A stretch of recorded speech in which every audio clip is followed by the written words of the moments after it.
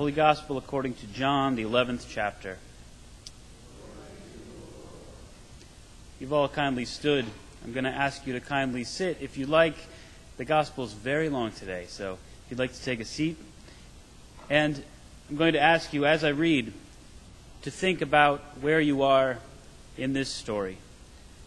Think about how you relate to the characters in this story. Now a certain man was ill, Lazarus of Bethany, the village of Mary and her sister Martha. Mary was the one who anointed the Lord with perfume and wiped his feet with her hair. Her brother Lazarus was ill. So the sister sent a message to Jesus, "Lord, he whom you love is ill." But when Jesus heard it, he said, "This illness does not lead to death. Rather, it is for God's glory, so that the Son of God may be glorified through it." Accordingly, though Jesus loved Martha and her sister and Lazarus, after having heard that Lazarus was ill, he stayed 2 days longer in the place where he was. Then after this he said to the disciples, let us go to Judea again." The disciples said to him, "Rabbi, the Judeans were just now trying to stone you, and you are going there again?" Jesus answered, "Are there not 12 hours of daylight? Those who walk during the day do not stumble, because they see the light of this world. But those who walk at night stumble, because the light is not in them." After saying this, he told them, "Our friend Lazarus has fallen asleep, but I am going there to awaken him." The disciples said to him, "Lord, if he has fallen asleep, he will be all right." Jesus, however, had been speaking about his death, but they thought that he was referring merely to sleep. Then Jesus told them plainly, "Lazarus is dead. For your sake I am glad I was not there, so that you may believe. Let us go to him." Thomas, who was called the twin, said to his fellow disciples, "Let us also go, that we may die with him." When Jesus arrived, he found that Lazarus had already been in the tomb 4 days. Now Bethany was near Jerusalem, some 2 miles away, and many of the Judeans who had come to Martha and Mary to console them about their brother. When Martha heard that Jesus was coming, she went and met him, while Mary stayed at home. Martha said to Jesus, "Lord, if you had been here, my brother would not have died. But even now I know that God will give you whatever you ask of him." Jesus said to her, "Your brother will rise again." Martha said to him, "I know that he will rise again in the resurrection on the last day." Jesus said to her, "I am the resurrection and the life. Those who believe in me, even though they die, will live. And everyone who lives and believes in me will never die. Do you believe this?" She said to him, "Yes, Lord, I believe that you are the Messiah, the Son of God, the one coming into the world." When she had said this, she went back and called her sister Mary and told her privately, "The teacher is here and is calling for you." And when she heard it, she got up quickly and went to him. Now Jesus had not yet come to the village, but was still at the place where Martha had met him. The Judeans who were with her in the house, consoling her, saw Mary get up quickly and go out. They followed her because they thought that she was going to the tomb to weep there. When Mary came where Jesus was and saw him, she knelt at his feet and said to him, "Lord, if you had been here, my brother would not have died." When Jesus saw her weeping, and the Judeans who came with her also weeping, he was greatly disturbed in spirit and deeply moved. He said, "Where have you laid him?" They said to him, "Lord, come and see." Jesus began to weep. So the Jews said, "See how he loved him." But some of them said, "Could not he who opened the eyes of the blind man have kept this man from dying?" Then Jesus, again greatly disturbed, came to the tomb. It was a cave, and a stone was lying against it. Jesus said, "Take away the stone." Martha, the sister of the dead man, said to him, "Lord, already there is a stench, because he has been dead 4 days." Jesus said to her, Did I not tell you that if you believed, you would see the glory of God?" So they took away the stone. And Jesus looked upward and said, "Father, I thank you for having heard me. I knew that you always hear me. But I have said this for the sake of the crowd standing here, so that they may believe that you sent me." When he had said this, he cried with a loud voice, "Lazarus, come out."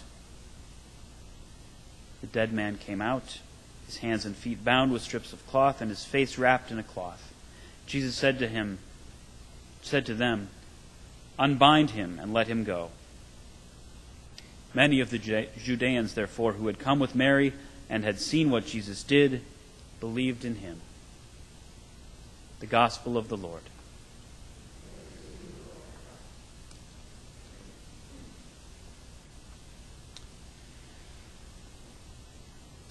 I can't help it. This Gospel reminds me of my favorite movie. It's a silly movie. My favorite movie of all time is The Princess Bride. Has anyone seen The Princess Bride?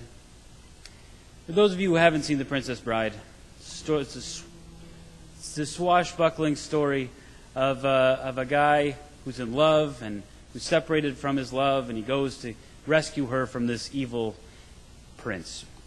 And on the way, he does many adventures, but he at one point is captured by his enemies and tortured by this crazy device that sucks some of his life away. And after he's had many of his years sucked out of him, he's lying there as if he's dead. And his friends come and find him, and they think, "What are we going to do now? Our friend is basically dead. How are we going to rescue the princess and rescue our country?" So they take his body to this guy called Miracle Max. And Miracle Max takes a look at him and he says, "Well, what do you want me to do with him? He's dead." And they said, No, we need him. And they beg him and they say, "Well, we'll pay you with a nice mutton, lettuce, and tomato sandwich." But Miracle Max takes a look at him and he says, "You know what? You're lucky.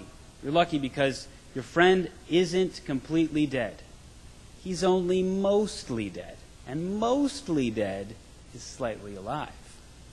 So Miracle Max has enough to work with, and he works a miracle and brings our hero Wesley back to life, and of course everything works out in the end.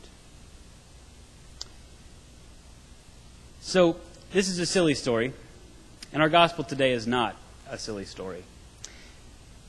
But the story of Lazarus and the story of Wesley being mostly dead makes me think that our lives here on earth are lived sort of in a continuum, somewhere between life and death, somewhere between light and dark.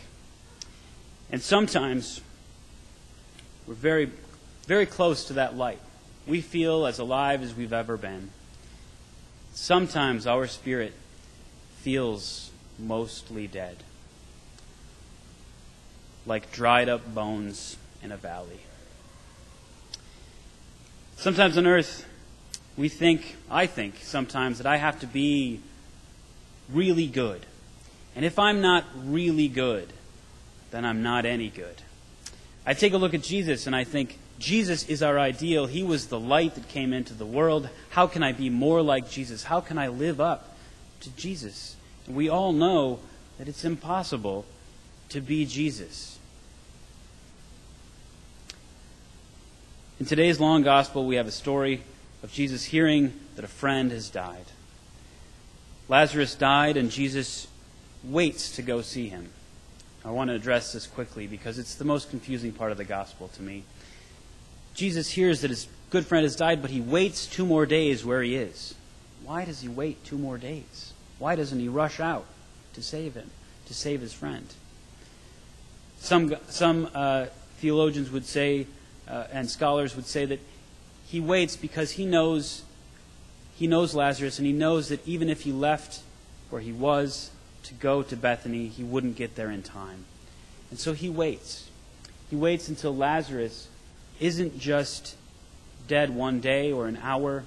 He waits until Lazarus is dead. He waits until Lazarus is 4 days in the grave.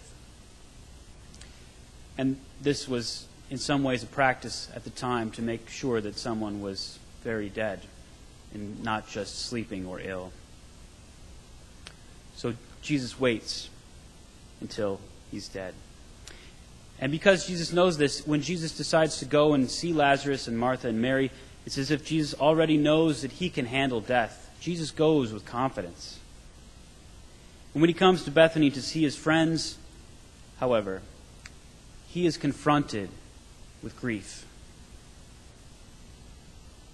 So I ask you to think, where do you stand in this story? Where do you relate to this story of grief and loss?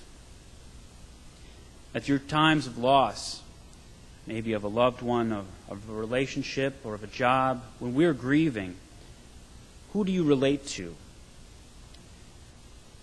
Like Mary, do you hide at first, in private, and then weep loudly later, crying out from the depths, asking, why? Why weren't you here? Or like Martha, do you run right out and say, if only you had been here? In frustration, do you look for somewhere to place your hurt, your sadness? Maybe, like Lazarus, have you yourself been close to death? Do you know what it is to be close to death and to have lived through it? Are you finding your way through death right now? Or maybe you're a little like Jesus. If you think you have this all under control, then confronted with what grief really looks like, the human impact of what death is like, are you overwhelmed? Overcome with the sadness you see around you? And then we have what used to be the shortest verse in the Bible, in the King James translation. Jesus wept. Maybe you missed it. It's very short. In the NRSV, it's Jesus began to weep. Jesus thought he had this all under control.